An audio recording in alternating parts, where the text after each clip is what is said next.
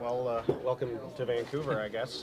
It's been a few weeks here, but how excited are you to get to the city now and play a home game with this group? Yeah, I mean it's been a lot, but I mean I'm super excited to finally be here and obviously play in front of the fans and it'll be fun.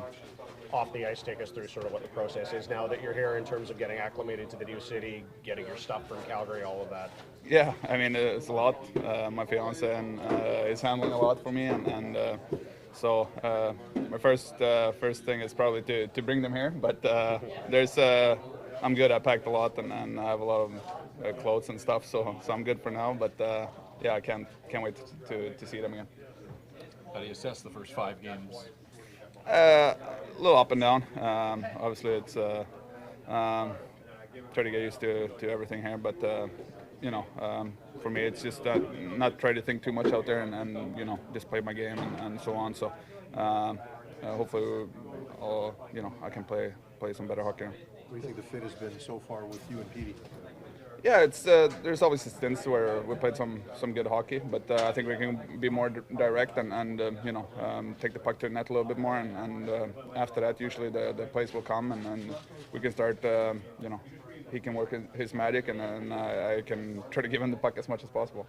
There's something to playing with other Swedish players. I mean, in Canada, there's a lot of people who say that about Canadians. For some reason, is there something to that playing with other teams? No, I mean it's been a while since I played on a full Swedish line, but no, it's fun. I think obviously they're a little younger than me, but they're a lot of energy, and obviously playing with Haglander last game for the first time, he's been really good so far. So so far it's been super fun to be here, and obviously we try to talk English as much as possible, even though we're out there. Is it a tough adjustment? I mean, you played once before. That was a while ago. New team. I mean, you give yourself some slack that it takes some time to really find yourself. I mean, it's been 5 games. Now I'm kind of into everything here, and obviously first game back here, met some new faces today, but been 5 games now, so hopefully I can start playing some better hockey now. You had a couple of practices right off the bat, but then the schedule's been pretty heavy, and it's going to continue that way. Like, are you just going to have to find your way during games? I mean, there aren't a whole lot of practice days here. Yeah. I mean, I think obviously it's good for with practice to find the chemistry, but I mean, we had some practice before, and usually when we played with some really good players, it's pretty easy and make my job pretty easy to get used to that. So I mean, just to roll with it, and obviously we had some practice before, so it'll be fine. You had some pretty good line mates when you were Selke finalists in Calgary. What about that part of the game? Is that something that you concentrated on early, being that 200-foot guy? Yeah, I mean, obviously when I came into the league, I had Brendan Moore, working with him a lot, and he was helped me a lot and so on. So I always took a lot of pride in that, and try to do the right things. Obviously when I played a couple years ago with Johnny and Kachuk, so they were pretty skilled and offensive forwards. So for me it was just to try to stay back and try to do the right things and give them the puck as much as possible. So I mean, I'll always take a lot of pride in doing the right things. So stuck with me since working with Brendan Moore. I mean, Brendan Moore looks like he can still play, and you had Daryl in Calgary. Now you've got Talk, who looks like he could still play. How important has that been to have really good head coaches in your career so far? No, it's huge. I mean, obviously, brings you. They have a lot of impact, and obviously, I was pretty young when I started working with Roddy, and he helped me a lot, off ice and on ice. So, he kind of took me under his wing a little bit and showed me the way. So, obviously, as a young player, I think it's pretty important. How about the opportunity to work with Daniel and Henrik a little bit here on the staff in Vancouver? Yeah, I mean, it will be massive. I think obviously they had some really good careers, and obviously loved watching them play. So hopefully they can. Rick, just what's it like to be back on home ice here and get back at Rogers Arena tonight against Detroit?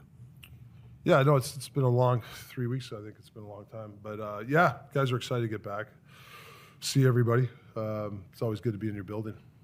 With the way you guys have been playing lately, how nice is it to get some practice time in? Hopefully here, I know it's a short little homestand, but be able to get a full practice in maybe tomorrow. Yeah, well, we're not going to have much after that. We got to go back on the road again in a couple of days. So yeah, this is our tough. This is a tough stretch. We had a couple at the beginning of the year, but these next 2 weeks are really going to be tough for us. So we got to hold water here. Not much practice time, but if we can get through this stretch, March obviously is favorable to us. So I think every team has those spots in the schedule, and this is where we got to really dig in these 2-3 weeks. Rick, no sign of Dakota at Yeah. skate here.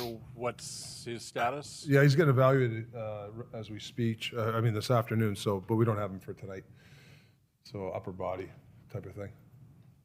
Is it day to day or is it potentially? At this point, I don't know. I hope it is, but we'll see what the doctor says here late in the afternoon. Was it a result of the fight? I think so. Yeah. Yeah. Can you tell us about what you want to see more from your top two lines at 5-on-5? It seems like that third line has really been carrying the day in 5-on-5 situations. Just drive play a little bit. They're not getting a lot of chances right now, and everybody goes through it. Just drive play a little bit. Hold on to pucks more. Stay closer together. If you look at the third line, the Garland line, if you have an overhead camera on them, they're close. They're triangles. They're jumping on loose pucks, and when you do that, you're extending your ozone. You're extending your chances. So, I'd like to see them just drive play. Tonight's a start for them. Hopefully, they can get some chances tonight by staying close together. What have you seen from Lindholm through the first 5 games, and just talk a bit about his fit with Petey? Yeah, I've been kind of bouncing around, so it's kind of a little bit on me. It's my job to get him settled in. I wanted to try a little different few things. I like him at center, so I think we'll play him at center tonight. But it's a hybrid. Whoever's low can stay low. But I'd like to see him settle in at center for a little bit, because there's been times, I know I've seen it, where he's been there in the spot to break up a play. And that's a big part of we got him. There was twice in Detroit, actually. There was a guy wide open in the slot, and he got a stick on it. If he's not there, it's in the net. So those are the things, obviously he got a couple goals his first game. He got assist the other night. That'll come. To me, it's being in the right spot at the right time when there's breakdowns. That's where he's really good, excels.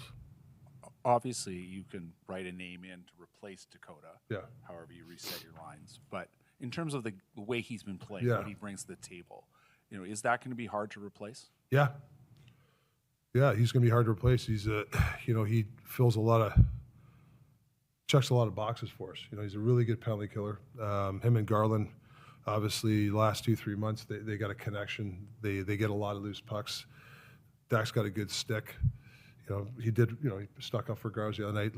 That's a tough to replace. So we're gonna have to do it as a pack mentality to replace him. And then just looking at, you've been getting results. It wasn't a bad road trip in Yeah. terms of results, but in terms of performance, we could tell certainly from the way you were talking post game, not super happy. Is that still kind of where you're at? Well, I think I don't think it's a good thing. I think we're first overall by 4 points. We went 3-1-1, and we're not really. I shouldn't say we're not happy. We're happy with the results.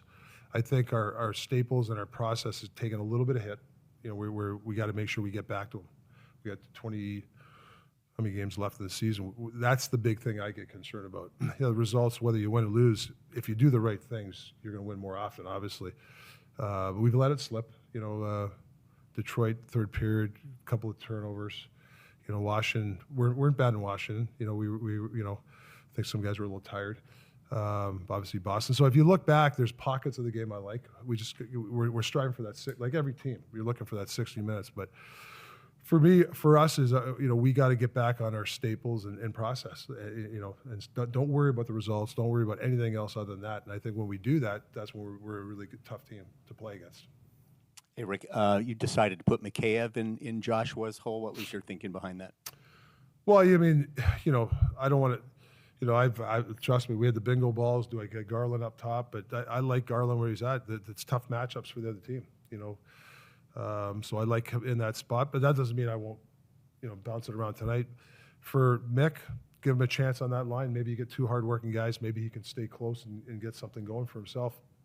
You know, we talked about maybe Di Giuseppe going up. You know, so there's a lot of thinking in there, a lot of steam in the office. But we come out, let's try this tonight and see how it goes.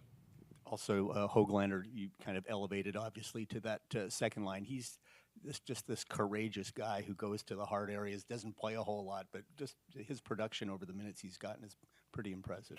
Yeah, it's a you know, I know it's a big thing around here. It's like, you know, if you play him too much, does he develop? You know, he's still things he's got to work on. I think what we've done here is perfect for him, develop in that way. You know, I think you know, he's a type of guy too that I think when you extend his minutes to 14, he gets really tired. I think the way he plays right now, listen, he deserves probably a couple more minutes. Don't get me wrong, and we probably put him on the power play tonight, but maybe give him a shot. But I like the way we're developing him. You know, not giving him too much, and obviously he's a home run hitter for us. I mean, he comes out from nowhere with some big goals for us. So and his defensive game's getting better. It's not there yet, but it's getting better. You know, it's getting better. So yeah, I think we're doing the coach staff's done a nice job. Twins have worked with him a lot too. I think he's doing a good job the way we're developing him. People talk about the All-Stars on this team, rightfully so, but I mean, Connor Garland's had a huge impact. Just how big of a role has he had in your success this year? Well, just from where he's come from at the beginning of the year, you know, his mental state, the way he's dug in. He's, you know, I like his last 2 months. He's been arguably one of our best forwards. Not so much statistically. Everybody looks at points. I don't look at points. Yeah, points are great, but the way he plays consistently, game in, game out. You know, the way he can drive a line, and the way he's kept with it. You know, he could have easily went the other way, and he didn't. And I give him a lot of credit. He has the ability to make players around him better as well. Yeah, I mean, on that trip, I think Dak could have at least 4 more goals. I mean, he had some great chances from Gars.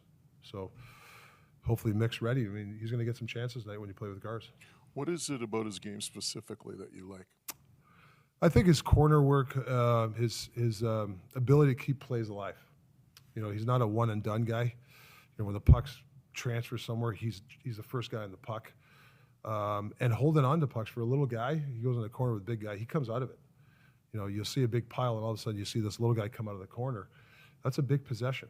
You know, he's not a one and done guy. And the more guys you have like that, obviously you're gonna extend offensive zone chances.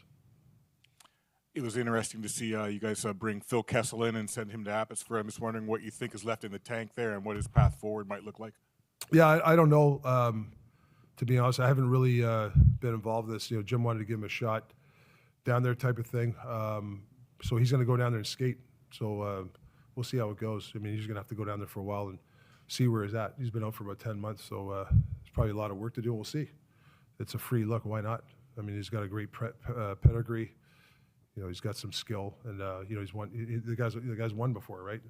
And he's a good locker room guy. The guys always love him too. So, to me, it's just a look. See where it transpires. We've seen Nils Hoglander have a lot of success scoring at 5-on-5, but if he gets a look on the power play unit tonight, does he change much? Is there something you have to do differently? Well, I think you got to keep around the net. I mean, I'm not sure he's a half wall guy just handling pucks like that. I think he's a quick strike guy. You know, get him the puck.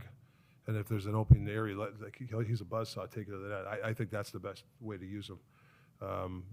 Playing the perimeter half wall stuff, I don't think he's a half wall guy. I think he's a guy that you have around the net, or any loose pucks he's going to chase down. I think that's where he'll be at his best, for sure. And Jet Wu getting an opportunity to skate with the team. What does that do for a guy who's not had that opportunity before yet? Oh, I think it's huge just having Abbotsford like 40 minutes away. We've done that a few times. We had guys come up and skate. You know, Irwin came up. Carlson's been up.